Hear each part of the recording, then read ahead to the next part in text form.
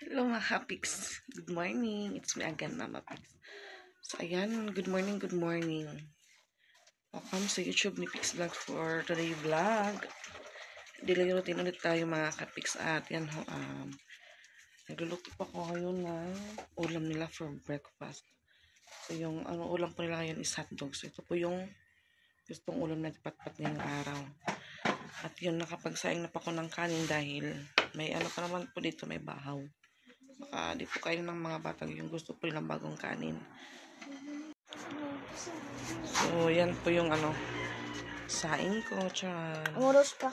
Nabasa pa daw sabi natin patpat. At yan mga Hapiks, laundry day ako ngayon. Or labahan day. May nakababad na po doon.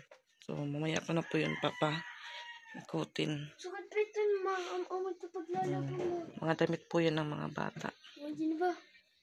So, madami-dami po yung labahan ko. Hindi ba? May paglalaba mo. Ano? Sige. Ano man? Hindi ka na magkukan ng gana. Makuha. Ano pa nga rin? Putang dalanera. Diretso lang. So, yan daw yung paglalaba. Diretso agad babad. Oras na lang. Come on. Yan. Ready na po yung pagkain ng mga bata. At si Patpat po naliligo na. Then, ito rin po yung aking black coffee. Madami po yung tubig.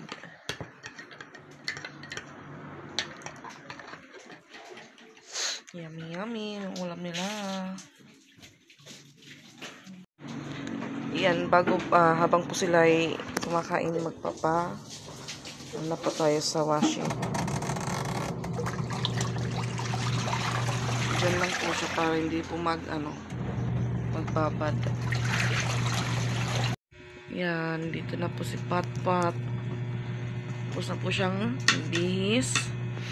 At mga unpat. Okay, good morning. Good morning po. Yan po yung favorite niya, hotdog na may cheese.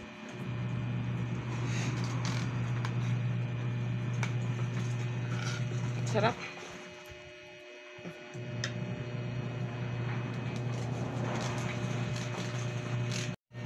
Thank you po sa Ano?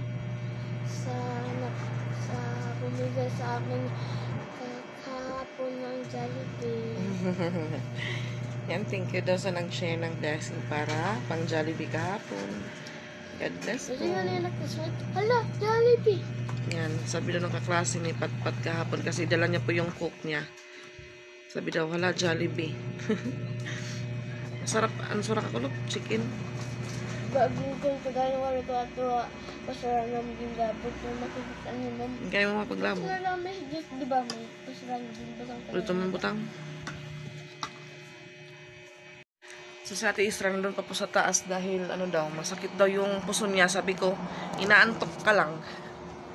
Kasi inaantok pa po.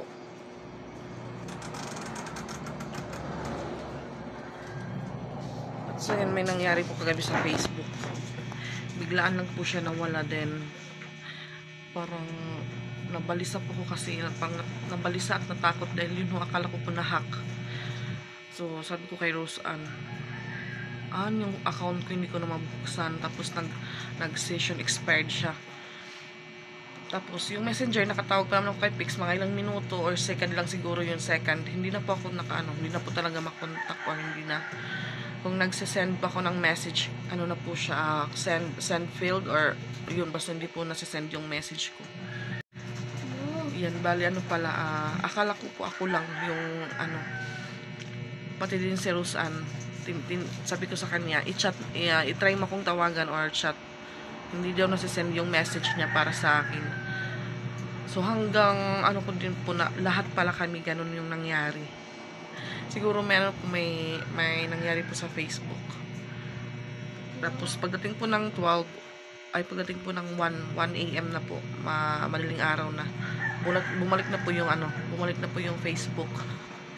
So hanggang ngayon pati po yung kay Pix, hindi pa niya po nabubuksan. Pag-toothbrushin mo, upay.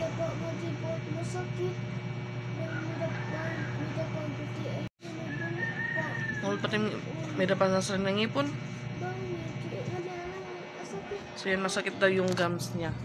Kasi may ano pa po, may kaunti pa daw na tira na ipin. Kasi before po natanggal po yun nung, anong yung kinaon? Ganda ba natanggal lagi siya? Siya lang daw yung nagtanggal before sa ipin niya. So ngayon, medyo masakit din. Meron pa raw natira. Siguro pwede na po siyang pabunutan. Dam na nga yun. Abi na yun. Iba to nga gabot. Pati gabot ta na nito dara. Hindi mo. Ha? Sakto gadla, masakit. Oo, masakit. Pag tutusukan ng anesthesia. Kaya at least, makagabot at iyong ipon. Di ba matubo? Matubo pa ito, kay bata ka pa. Mas friends wala yung natubo. Matubo ito, kay bata ka pa. Kang kusilin mo. Ang iya nga libat mo tal is ang iya wala natubo. Kang Kreslin, matubo pa ito. Ang Yan mga kapiks pare, pati din pala yung Facebook ni Ate Izra, hindi mabuksan. Hindi niya pa mabuksan na. So sabi ko sa kanya, bigay sa akin dahil ayusin ko. oh, season expired. Yan. Ito po yung lumalabas. Pinipindit ko na. Nag-ano po siya, season expired. So ito po yung nangyari kagabi sa Facebook ko. Bigla po siyang nawala. So yan po, season expired yung Di mo open Apple. Ano? Di mo open Apple. Yan mga kapiks, katapos ko lang pong maglaba at yan, naabutan po ako ng 10:51 AM. Tanghali na po at ngayon lang po ako natapos. Medyo madami-dami po yung labahan ko. Yan, yung mga labahan ko mga kapiks. So, madali lang po yung matuyo kasi yun, naka-dryer na. Nilabas ko lang din po para sure po talaga siyang tuyong-tuyo at mabango. Char. Yan. Medyo madami po. So, ayan, hindi pa po ako nakapaghugas ng mga hugasin ko. Nandun pa po sa lababo. Tsaka mga ilang minuto baka dumating na po yung mga bata kasi lang po yung pasok nila, parang short time lang po kasi may meeting daw yung mga teachers sa bagong principal nila. At yan. Maganda yung sikat ng araw ngayong araw.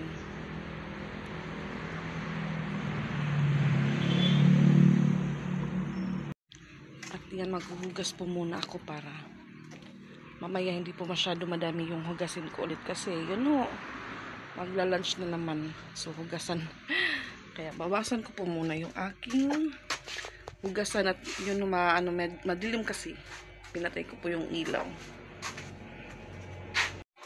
At yan, may bisita na naman kami mga kapiks. Nandito na naman si Micaela.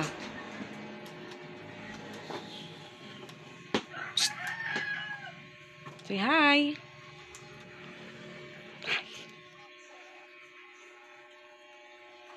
At ito po yung aming ulam.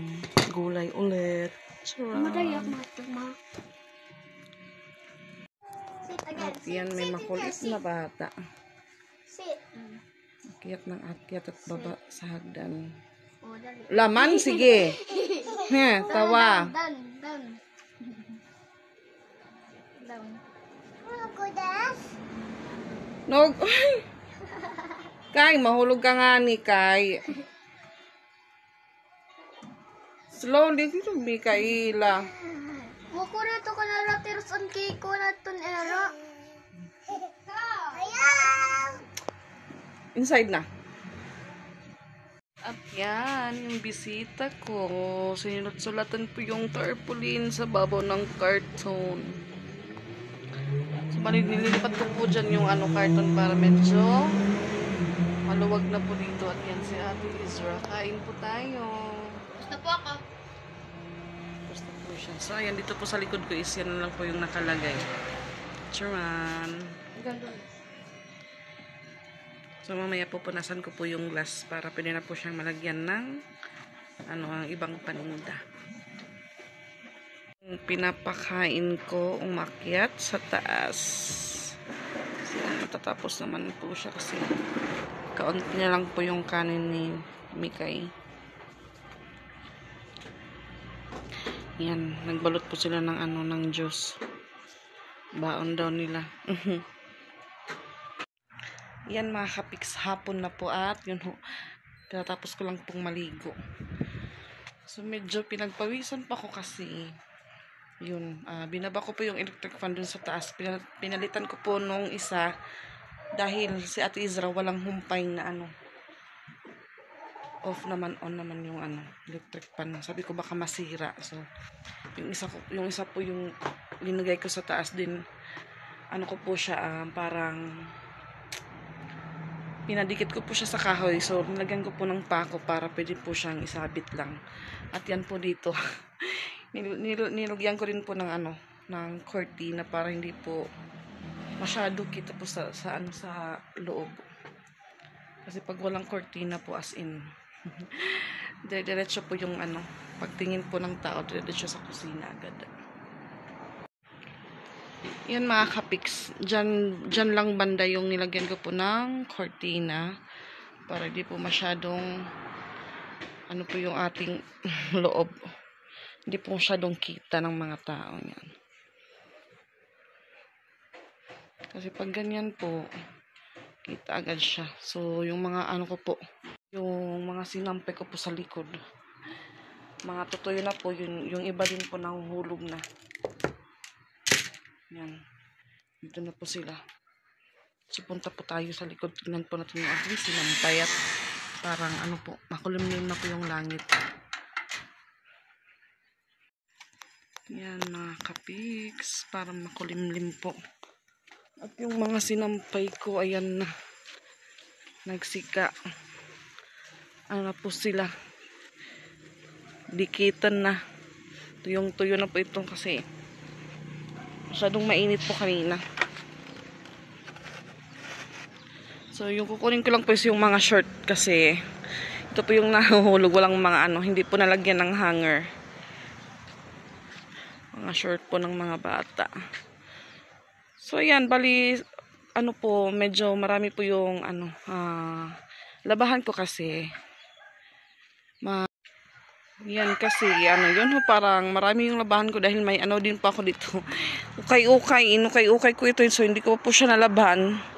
Ngayon lang po nasabay, na-stack lang po dun sa ano, nakahanger lang po dun sa taas. Kaya ngayon ko lang po siya sinabay sa paglaba. Isang jacket, tsaka ano, 3 dress po. So yung isang dress nahulog na dahil tuyo nandun na po sa loob.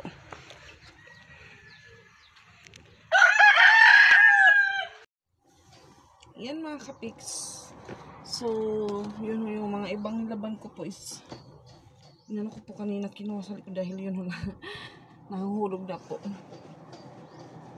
Tupiin ko lang po muna na kasi wala pa po yung mga bata. Ako lang po muna yung magtutupi.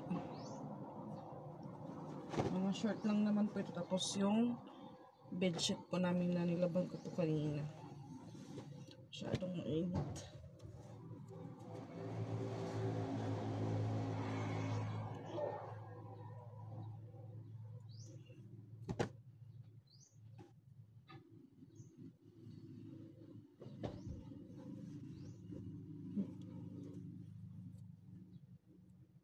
Tupi lang po muna tayo.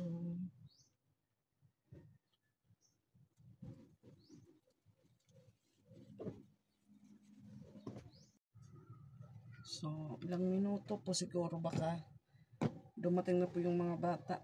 Alas 4 na po mga. So, si Mikay, pinauwi ko po kanina dahil sobrang ingay. Kunting ano lang po, iyak agad. So, sabi ko ng mama ko, wala ka namang ano, hindi ka naman naalis dyan sa bahay nyo. Dyan mo patulogin si Mikay. Kasi kanina po sa ano po siya doon sa hagdan. Bababa naman sa aakyat ulit yung ano ko. Baka po mahulog, ako po yung mapapagalitan. Kaya yung mga bata po sumakay po kay Tito, pinasabay ko si Mikay.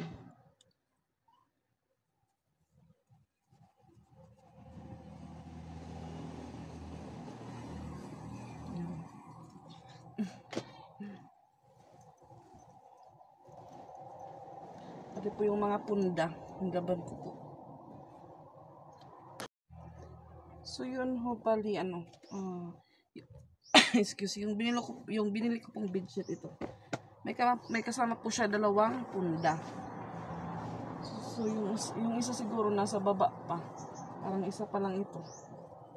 Hindi ko pa na tupi yung isa. So, ito yung gagamitin namin mamaya para mabango. Amoy daw ni Char.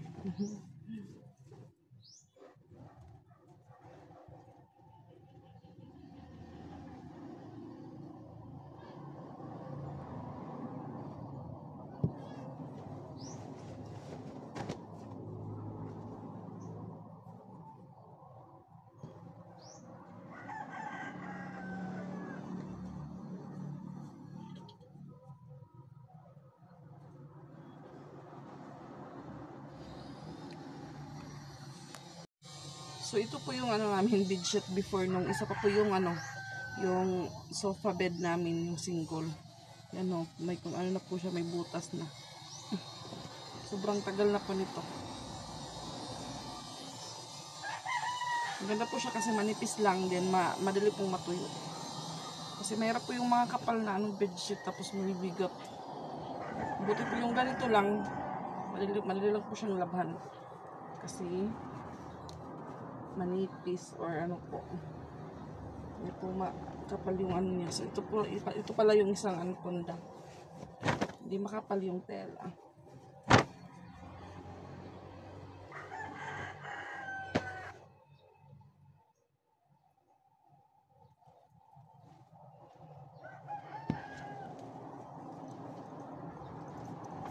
So ito, balik agad ito mamayang gabi para may magamit na mga kapiks. Hindi ko po napansin. Natumba po yung isang foam. So ayan, tapos na po siyang matupi. Lagay ko lang po ito sa ibabaw ng foam para makita agad.